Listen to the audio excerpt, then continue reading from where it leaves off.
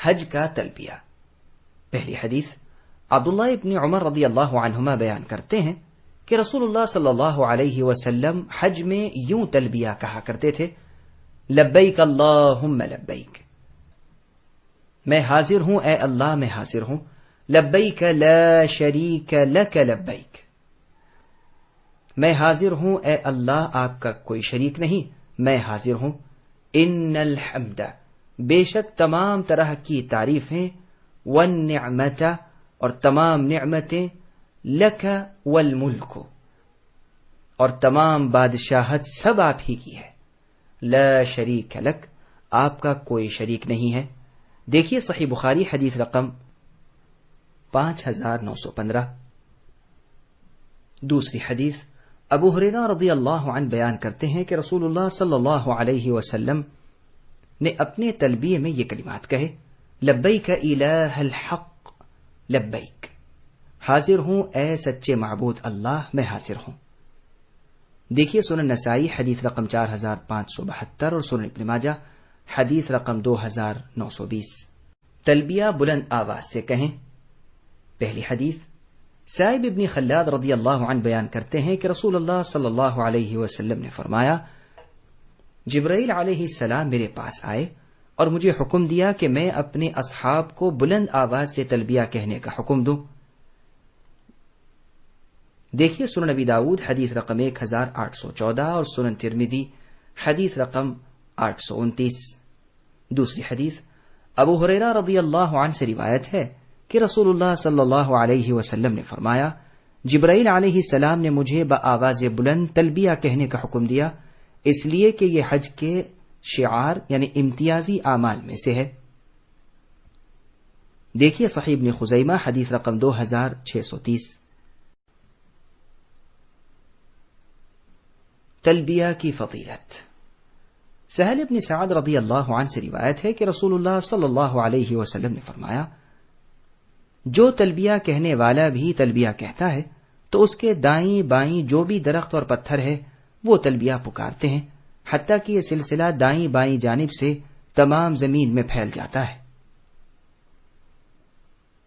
دیکھیے اخبار مکہ للفاکہی حدیث رقم 895۔ حجر اسود کے قریب تکبیر۔ عبداللہ ابن عباس رضی اللہ عنہما بیان کرتے ہیں کہ نبی صلی اللہ علیہ وسلم نے اپنے اونٹ پر سوار ہو کر بیت اللہ کا طواف کیا، اور آپ جب بھی رکن کے پاس آتے تو اس کی طرف اشارہ کر کے اللہ اکبر کہتے تھے۔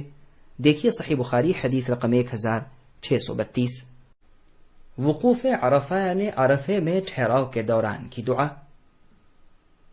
عبداللہ ابن عباس رضی اللہ عنہما بیان کرتے ہیں کہ رسول اللہ صلی اللہ علیہ وسلم نے عرفات میں وقوف کیا، پھر یہ کلمات کہے: لبیک اللہم لبیک، میں حاضر ہوں اے اللہ میں حاضر ہوں، انما الخیر خیر الآخرتی، اصل بھلائی تو آخرت ہی کی بھلائی ہے۔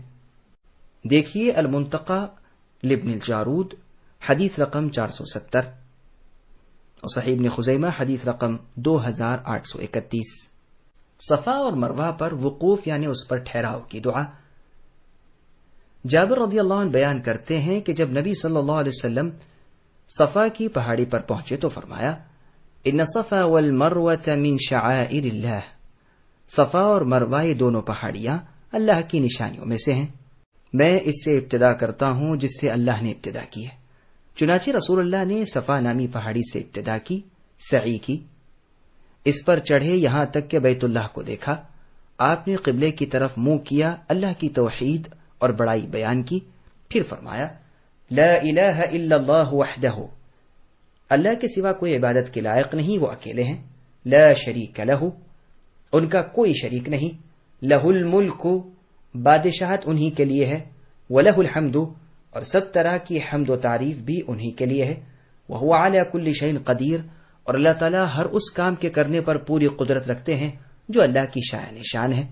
لا الہ الا اللہ وحدہ، اللہ کے سوا کوئی عبادت کے لائق نہیں، وہ اکیلے ہیں۔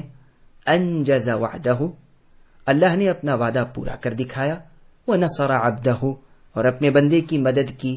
وہزم الاحزاب وحدہ، اور سارے لشکروں کو تنہا شکست فاش دے دی۔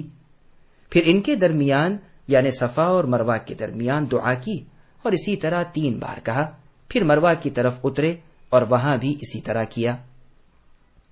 دیکھیے سنن نسائی حدیث رقم 2975. مینا سے عرفات جاتے ہوئے کیا کہے اور کیا کرے؟ محمد بن ثقفی رحمہ اللہ تابعی نے انس بن مالک رضی اللہ عنہ سے مینا سے عرفات جاتے ہوئے پوچھا کہ آپ اس دن نبی صلی اللہ علیہ وسلم کے ساتھ کیا عمل کرتے تھے؟ تو انہوں نے فرمایا تلبیہ کہنے والے تلبیہ کہتے، اس پر کوئی اعتراض نہ کرتا، اور تکبیر کہنے والے تکبیر کہتے، اس پر بھی کوئی اعتراض نہ کرتا تھا. دیکھیے صحیح بخاری حدیث رقم 970. مزدلفہ میں دعائیں. مزدلفہ میں کی جانے والی پہلی دعا. جابر رضی اللہ عنہ کا بیان ہے کہ نبی صلی اللہ علیہ وسلم اپنی قصوہ نامی اونٹنی پر سوار ہوئے. جب آپ مشعر حرام یعنی مزدلفہ پہنچے تو قبلہ رخ ہو کر اللہ تعالیٰ سے دعا کی، اللہ اکبر، اللہ سب سے بڑے ہیں، لا الہ الا اللہ، اللہ کے علاوہ کوئی عبادت کے لائق نہیں ہے، اور توحیدی کلمات کہتے رہے. پھر سورج نکلنے سے پہلے یہاں سے روانہ ہو گئے. اس کو امام مسلم نے اپنی صحیح میں روایت کیا ہے. رمی کے دوران تلبیہ. عبداللہ ابن عباس رضی اللہ عنہما سے روایت ہے کہ نبی صلی اللہ علیہ وسلم نے فضل بن عباس رضی اللہ عنہ کو اپنے پیچھے سوار کیا.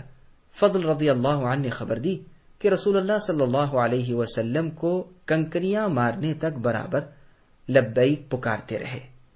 دیکھیے صحیح بخاری حدیث رقم 1685. جمرہ اولا اور وسطی کے پاس عمل.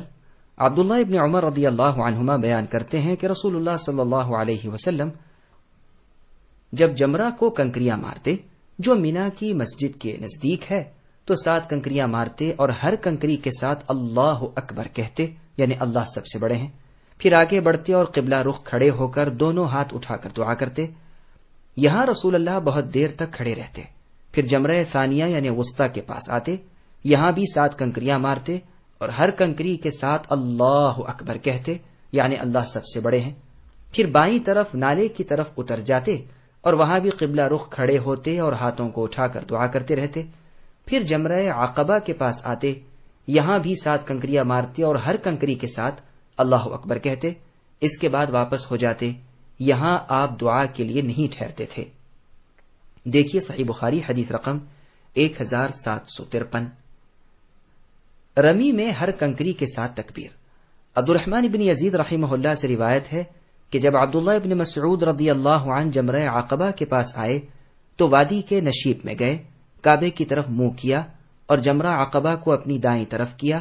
پھر 7 کنکریاں ماری اور ہر کنکری مارنے پر اللہ اکبر کہا. پھر کہا قسم ہے اس معبود کی جس کے سوا کوئی سچا معبود نہیں، جن پر سورہ بقرہ اتری یعنی نبی صلی اللہ علیہ وسلم، انہوں نے یہیں سے کنکریاں ماری. دیکھیے صحیح بخاری حدیث رقم 1750.